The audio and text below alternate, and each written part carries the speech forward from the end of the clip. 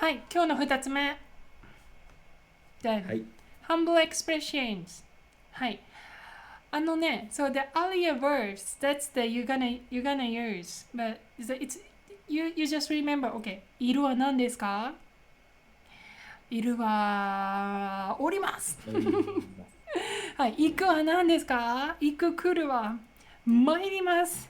And for me, 参ります is always like associated with samurai word because they use often. for me, where did I hear it is like samurai, like like Edo eras, like TV shows or something. And very very old ages language. So that's why I'm saying like young people not always master this language because they do not have opportunity sometimes. OK. じゃあ他にもね、こんな表現があるよ。Action with someone whom you respect. So, humble expression, modest verb. はい、伺います is coming out very soon. ケンさん、ありがとう。That you want to describe your verbs. Modest sounds modest, right? So, when you make action, we use this 謙譲語. But sometimes your action involves others. はい。Action with someone whom you respect. 例えば、あずみ先生に会います。あずみ先生に会います。はい。This case, we use this を Verb-stem する formation を Verb-stem する。はい。じゃあ、try。あずみ先生に会います。どうなりますか？アルマンドさん。I would say あすみ先生に会う。会う must form 会います。drop ます put する。愛する。はい、素晴らしい。はい、先生にお会いします。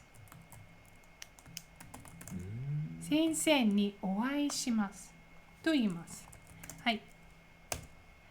じゃあ、同じ same formation just make Verb-stem and put する in the end. OK。本を貸します。あずみさんに本を貸す。あずみさんに本を貸す。どうなりますか？はい。あすみ先生本にお貸しする。はい、いいです。先生に本をお貸しする。はい、難しいね。お貸しする。お貸しするになるよ。Shouldn't I have said お貸します since is respectful? お貸します sounds お貸します just wrong like a grammar. So it's better not to say. It's better if you just say 先生に本を貸します。Okay, if you are not confident with this grammar, it's okay not to use. So, Right. okay. Okay, but お貸します。お貸します。Yeah, you have to change ます into する。ます into する。お貸します。wrong. Okay, good. いいですよ。次いきます。はい。あずみさんに本を借ります。はい、どうなりますか？あずみさんに本を借ります。はい、みんな頑張って作ってみてください。を Verb-stem する。を Verb-stem する。はい。あすみ先生にお借りします。はい、いいです。お借りします。はい、その通り。あずみ先生に本。どうぞ。Sorry, 先生。How do I know when I use する or mass form?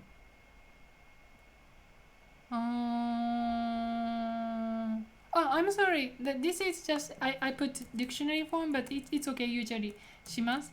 But you know you can go with mass form of course. 例えば、so this action is essentially your action. 先生に本をお貸ししました。昨日先生に本をお貸ししました。先生に昨日本をお借りしました。そう、お借りする、お借りした。そう、it is、例えばね、じゃあ、そうだな。ちょっと、じゃあ考えよう。シチュエーション。友達と話してる。アルモンドさんと私、クラスメイトです。あ、あずみさん、昨日勉強した？昨日の授業難しかったよね。むちゃくちゃ難しかった。もう全然無理。だからね、先生に本をお借りしたの。先生に本をお借りした。つまり、マスフォームですか？マスフォームじゃないね。Because conversation itself is Armando-san and Azumi-san's friends talk. So it's casual. But I made an action towards sensei. This particular action, even if sensei is not in this conversation, I want to show how I respect sensei towards you. Right. That's why I say 私だからね、先生に本をお借りしたの。だからこれで勉強する。So that's how you have to think. Mass form or casual form. Mass form or casual form. 例えば先生と喋ってます。先生、本当に授業が難しいです。わかりません。あずみさん、私の本を貸そうか？本当ですか先生。ぜひお借りします。お借りしたいです。towards 先生。Of course, towards 先生、you wanna say mass form because you wanna be polite. To the sensei, okay. That's how you use mass or casual. Okay. Not so difficult. Yeah, if you're in a situation, you can tell. You can get like naturally. Don't worry.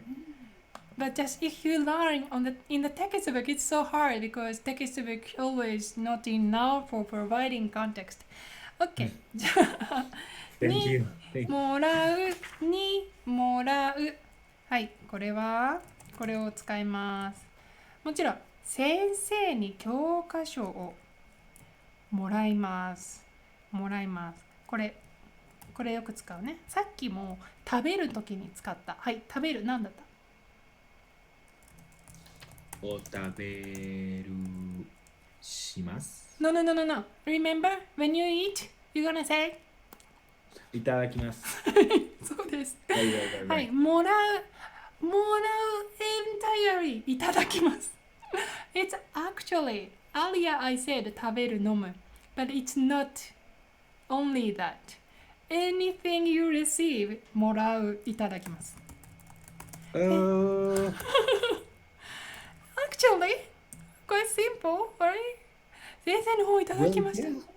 I guess. 本当？お借りしたんじゃないの？いただいたの？よかったね、あずみさん。Then, if you say that, you can also show respect towards 先生 in front of me. As well as you are showing off, you can handle keigo, right? One day. でも、so if you don't care to show respect, 先生にもらったのよかったね。But since the circle of the conversation is, exclusive, nobody listen, technically you don't need to care, right? This is just your dignity or your pride. How like you want to show like how you respect them or not. So if you don't care or if you never like seen that sensei or whatever, even you register that person sensei, then そうなんだ、その人にもらったんだ。But if you know that person as sensei will respect them, then 先生にいただいたのよかったね、ラッキーだったね。Okay. You can use your word like a word. Yeah, I see. はい、Okay. そうなんです。先生、アルマンドさんに本をあげたんです。ちょっと待って。ちょっと待って。じゃあ、OK, let's different situation. だから私、お礼に先生にクッキーをあげました。クッキーをあげました。Okay, here's the thing.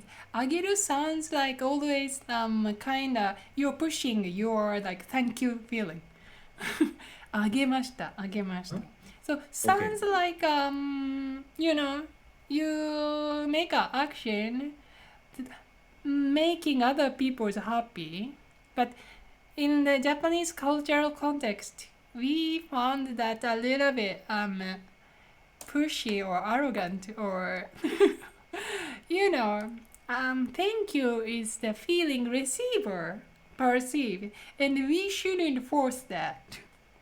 For that kind of mindset, あげる saying あげる is a little bit okay, let's say not modest. Not modest enough. Not modest. That's why we don't want to use あげる. Of course, if you give something 先生, you don't want to use あげる.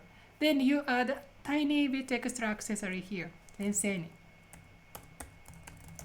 クッキーを差し上げました。差し上げる。差し上げる。クッキー。クッキー。sorry. 差し上げる。差し上げる。差し上げる。いいですか？ I just add 差し上げる。差し。そう。And that is the enough like accessories to make it sound modest in this language world. So, あずみさん、先生に教科書をもらったの？よかったね。そうなんです。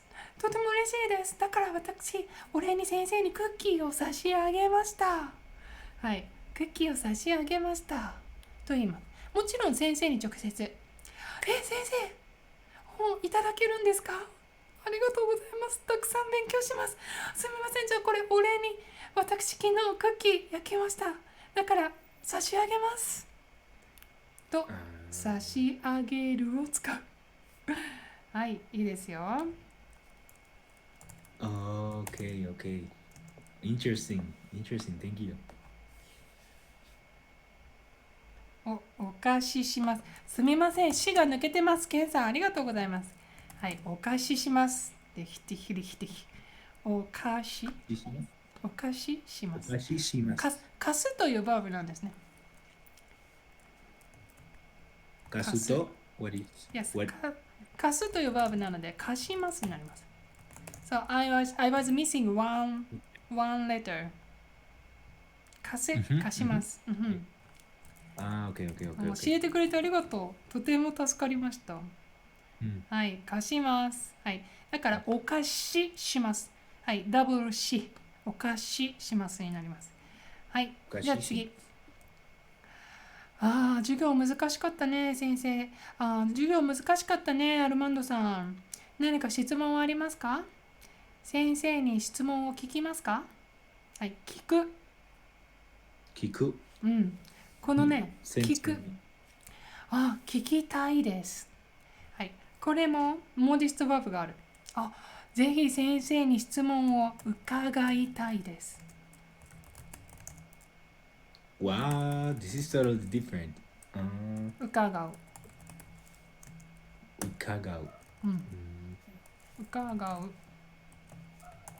伺いたいですね。伺いたい質問があります。伺いたい。質問があります。先生、would it be too weird if a foreigner used this? No, not at all. Not weird. It's challenging. It's good. Good challenge. I would find it very courageous. but if you don't use, you cannot learn. So it's really good to try. If you find a better like environment to try, like you can make a mistake. It's really good to try. But in the reality, always like a real setting, it's so hard to try, right? You have to be really sure about it. It's not many occasions you can feel comfortable to make a mistake. Okay. I feel this is gonna be useful for Kyoto then. そうだね。Yes, of course. If you can handle this, it's instead of 先生に質問聞きたいな you say 先生に質問伺いたいな sounds really like advanced はい、okay. では伺う、はい、さっきねケンさんから出た動詞なんですけど、この伺うもう一つ使うことがある、はい、誰かを訪ねるとき when you visit someone visit 訪ねる、この時も使います、はい、先生を訪ねる、はい、訪ねるを使います。ちょっともうわからないことがありすぎるから先生を訪ねようと思いますはい、尋ねる、この時ね伺うを使うね。先生のところに伺おうと思います。So the same. Okay, but 伺うthe significance here is using 伺う very different action. One, listen, ask for, and another, visit. これ ask でしょ and これ、right, but they are written and pronounced the same, right? そうです。はい。ちょっと書きますね。伺う。伺う。Okay. 実は尋ねる、聞くという動詞、他にもう一つ動詞があって、尋ねるという動詞も聞くことになります。そう。はい。漢字は違います。漢字は違うんだけど、尋ねる has two meaning, like ask a question and visit someone. Therefore, modest verbs we use same 伺う。Okay. 先生のところに伺います。安住さん、明日何するの？私、明日先生のところに伺って質問を伺ってまいります。先生のところに visit 伺って質問を伺って ask 参ります。行きます。はい、質問を聞いてきます。先生のところを訪ねて質問を聞いてきますだね。今3つ使ったね。はい。という方になる humble expression. If your action involves someone you respect, that case you're gonna use this を verb-stem。はい。お会いします。お貸しします。お借りします。はい。他に It's not using this form but using a different verb. はい。Here いただきます。差し上げます。伺います。というバーブを勉強しました。難しい。頑張ってます。はい、OK. One more topic left.